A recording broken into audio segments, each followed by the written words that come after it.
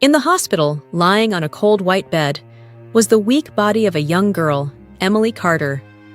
The room smelled of antiseptic, the dim fluorescent light casting a pale glow over her frail frame. Emily's face was ghostly, her lips dry and cracked, her body drained of all strength. The soft beeping of the heart monitor was the only sound in the quiet room. When her heavy eyelids fluttered open, she saw two figures sitting beside her bed, looking exhausted and restless. One of them was familiar. Sophia. Emily's voice was weak, barely a whisper, but it was enough to stir her stepsister from her anxious wait. Sophia, her father's second daughter, sighed in relief, her expression softening as she leaned forward. "You got me scared," Sophia said, brushing Emily's damp hair away from her forehead. "How are you feeling now?" Their conversation stirred the second girl from her light slumber. Olivia Bennett, the young intern nurse assigned to care for Emily, blinked awake and adjusted her posture. Sophia introduced her. "Emily, this is Olivia. She's my friend now, and also the intern nurse who was assigned to you. She was the only one who helped and calmed me during this whole process." Olivia had an ambition to become a nurse. She was a young girl with a strong will, a compassionate heart, and a keen sense of observation. She had dedicated years of her life to healthcare, not just for her ambition to become a nurse, but as a personal mission to help those in need. Standing at 5 feet 7 inches, with sharp brown eyes and neatly tied back auburn hair, she carried herself with a quiet confidence that made people trust her instantly. Her nursing journey was fueled by tragedy. Losing a loved one due to medical negligence had driven her to become the kind of healthcare provider who never overlooked a detail. This personal loss made her fiercely protective of her patients, always going the extra mile to ensure they received the care they deserved. Emily turned her tired eyes to Olivia, offering a faint, grateful smile. "Thank you, Olivia." Olivia nodded. "Just rest, Emily. That's what matters now." After a little more conversation, Olivia excused herself to give the sisters some privacy. Emily and Sophia had never been close. Their relationship had always been strained by the presence of Evelyn, Sophia's mother, who had never made Emily feel welcome in the family. But in this desperate situation, Emily needed someone, anyone, to sign the hospital agreement on her behalf. And, in the worst-case scenario, someone to claim her body if she didn't make it. "I hope you haven't informed him yet?" Emily's voice was laced with unease. Sophia shook her head. "No, I didn't." Emily had made it clear, pleading and instructing that their father must not be informed unless she was dead. No one outside her relatives knew her true identity. To ensure Sophia's cooperation, Emily had promised her a large sum of money. She never thought she would survive to see the transaction through, but now that she had, Sophia wasted no time in demanding her payment. Emily sighed and transferred the agreed amount, knowing that silence had a price.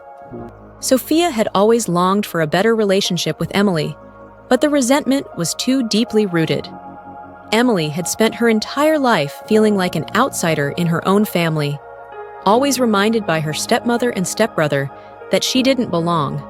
Her mother had died giving birth to her, and 2 years later, her father, Senator Alexander Carter, married his mistress, Evelyn. At the time, Evelyn had only one son for him, but later, she gave birth to Sophia. Senator Alexander Carter was a highly respected and influential figure in American politics. Born into a middle-class family in Boston, Massachusetts, he worked his way up through dedication, intelligence, and an unshakable commitment to public service. He married Emily's mom to strengthen his political career, but was actually in love with Evelyn.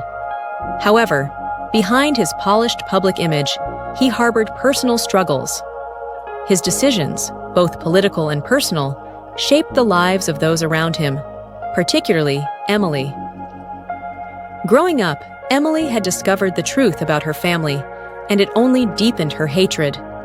She despised the Carter name and everything it stood for, making sure no one ever associated her with such a well-known, reputable family.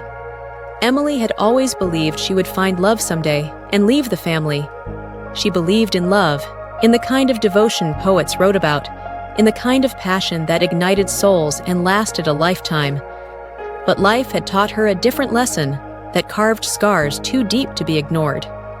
She met Ethan Walker in her second year at the university. He was everything she had ever dreamed of. Handsome, confident, and irresistibly charming. Every girl on campus wanted him, but it was Emily he pursued, or so she thought. What she didn't know was that Ethan had made a bet with his friends, wagering that he could get Emily, the reserved and beautiful girl who always seemed untouchable. At first, he played his role well. He showered her with attention, whispered sweet words that melted her defenses, and made her believe she was the only one who mattered. Emily, inexperienced in love, fell hard. She had no mother to guide her, no sister to warn her, just a father who provided for her material needs but never showed her how to navigate life's complexities. When Ethan told her he loved her, she believed him. When he touched her, she surrendered to him, thinking she was safe in his arms. But love, as she knew it, was a cruel illusion. But by the time Emily learned the truth, it was too late. She was pregnant. Ethan's reaction was cold and calculated. "You have to get rid of it," he said without remorse. Tears welled in her eyes. "But it's our baby." "No," he snapped. "It's your problem." She begged, she cried, she pleaded, but he remained unmoved. Under the weight of shame and desperation, Emily made a decision that would haunt her forever. She went through with the abortion. But fate was unkind. The drugs Ethan gave her were expired. The procedure didn't go as planned. She bled excessively, her body rejecting the trauma. She managed to get her phone to call someone who could help her. It was then she realized she had no one to call. At that moment, Sophia called, wanting to deliver a message from their father. "I'm dying," Emily forced out. "Please, I need your help." Sophia rushed to her apartment and got her to the hospital, where an emergency dilation and curettage D&C was performed. Emily stayed in the hospital for over a week. During this time, she grew attached to Olivia, who didn't just do her job and leave. She stayed. She listened. She held Emily's hand when the pain was too much to bear. Olivia became the sister she never had. But Olivia had secrets of her own. She was drawn to beauty, particularly in women. She was bisexual, though Emily was unaware of this. One evening, as they sat together in the dim hospital room, Olivia gave Emily advice that lingered in her mind. "Love isn't about who you think you should be with," Olivia said softly. "It's about who makes your heart race and your soul feel alive, regardless of what the world expects." Emily nodded absent-mindedly, not fully grasping the depth of those words. To her, it was just another piece of wisdom meant to help her move on. When Emily finally left the hospital, she was not the same girl. The naive girl who had believed in love was gone. If love was a game, she would be the one dealing the cards. And so, she stepped forward into a new chapter of her life, carrying the pain of her past as both a weapon and a shield, ready to play the game on her terms.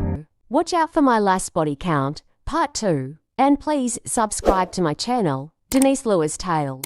Don't forget, you are the whole table, and I've got a lot to bring to it. I love you all.